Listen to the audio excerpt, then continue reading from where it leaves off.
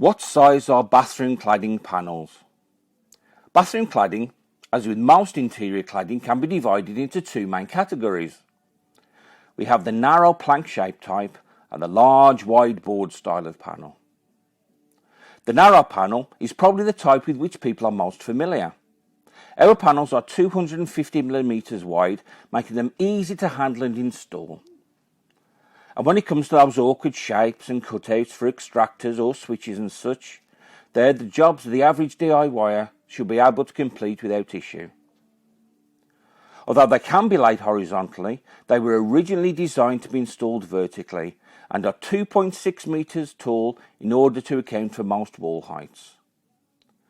The large wide boards are 1 meter wide and 2.4 meters high. Often referred to as shower boards, each panel covers a large section of wall, making them the perfect solution within shower cubicles and general shower areas. Both types of panel have a locking tongue and groove system along the edges, making it possible to create a continuous waterproof surface across any expanse of wall.